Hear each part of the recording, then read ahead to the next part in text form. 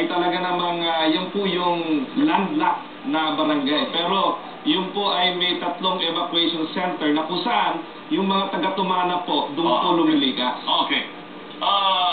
Ang tubig ng Marikina River ay nanggagaling sa mga kabundukan sa Rizal. Opo.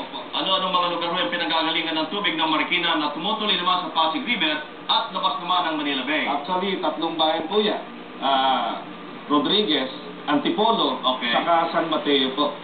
Lahat po yan ay napupunta sa Marikina River. Opo. So anong plano ho ninyo? Sapagkat taon-taon, magkakaroon tayo ng bagyo, taon-taon, maglilikas tayo ng mga tao na nalalagay sa panganib. Ano ang plano ngayon ng lokal na pamahalaan ng Marikina para maiwasan na ang mga trahedya at pinsala sa ari-arian?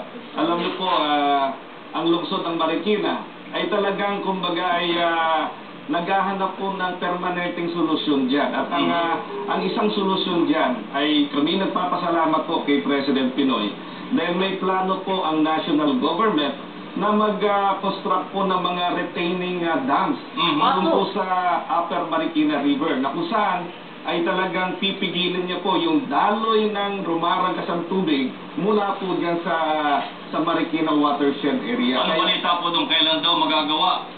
Ito po ay sa ngayon nasa drawing stage pero kami nakakasiguro hindi po ito drawing. At kami naniniwala kay Pangulong Pinoy na ito ay gaganapin sa loob ng ilang taon.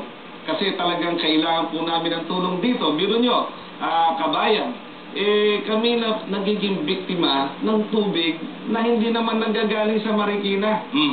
Kaya kailangan talaga magkaroon na po dito ng isang solusyon na mga sabi naming epektibo at permanente. Vice, natatanda ko noong ako'y Vice, ay marami din tayong inilipat na naging biktima ng undoy sa baysayin ng Marikina River. At ang sinasabi ho noon, ang solusyon lamang dito ay policy na ang mga mamamayang nasa tabi lamang ng ilog. Yun ho ba'y magagawa kaya? May solusyon bang ganon? Actually, kabayan, meron po kaming batas dito sa lungsod ng Marikina na kung saan pinagbabawal po namin